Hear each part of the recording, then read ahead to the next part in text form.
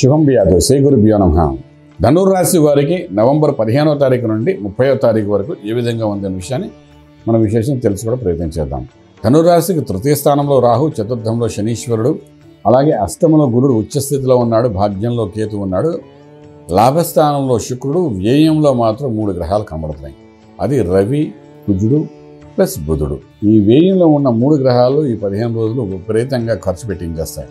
Burning planets 2 కనబడుతున్నాయి. ఒకటి కుజుడు, ఇంకోటి రవి కనబడుతున్నాయి. ఏదో ఒక రీజన్ పెట్టి మంచిది బర్న్ చేయిస్తాయి.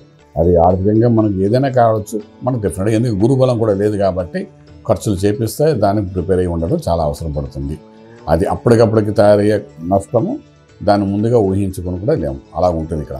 ఓకే, ఆర్థిక విషయానికి వచ్చినప్పుడు ఉద్యోగరీత్యా కొత్త ప్రయత్నాలు ఏం చేయకండి, ఉన్న ఉద్యోగాన్ని మెయింటైన్ చేసుకోండి.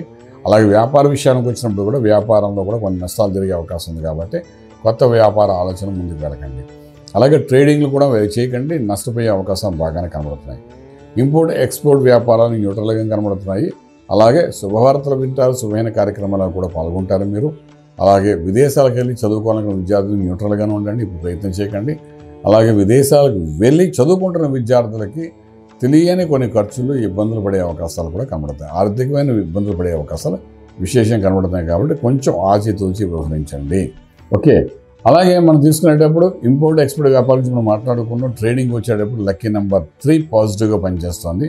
విశేషంగా ట్రేడింగ్ చేయాలనుకున్నప్పుడు మాత్రం ఇక్కడ ఎడ్యుకేషన్ ఇన్స్టిట్యూట్స్ మీద, మైన్స్ మీద, స్టోన్స్ మీద ట్రేడింగ్ చేయడం ప్రయత్నం చేయండి.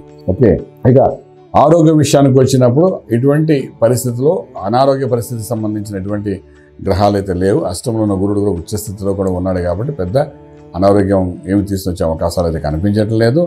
అలాగే మన మంత్రం దగ్గరకు వచ్చినప్పుడు మాత్రం ఇక్కడ మళ్ళీ మీరు చేసుకోవాల్సింది ఏంటంటే ఖచ్చితంగా విష్ణు వంశానికి సంబంధించిన మంత్రం, విష్ణు సహస్రనామం కానీ దాన్ని వారానికి ఒకసారి కానీ 2 సార్లు కానీ విశేషంగా పారాయణం చేయడానికి ప్రయత్నం చేయండి. దాని మూలాన కొంచెం మనసు ప్రశాంతంగా ఉండే అవకాశం ఉంటుంది. ముఖ్యమైన విషయం, చతుర్థంలో శని ఉండి అర్ధాష్టం శని ప్రభావము.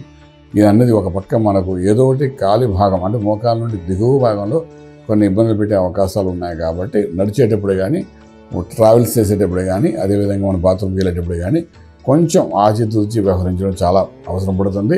మన నెగ్లిజెన్సీయే మన కాళ్ళకి దెబ్బలు తగులుతాయి.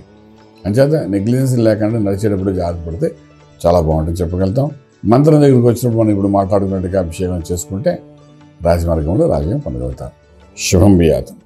పూర్తి వివరాలకు సంప్రదించండి శ్రీ వేదమాత గాయత్రి జ్యోతిష్యాలయం, Brahmasri మంతా Suryanarayana Sharma garu, Srinilayam, first floor, 101, Sai Vaibhav layout, Chitrapuri colony పక్కన, కాజాగూడ, హైదరాబాద్ 500008.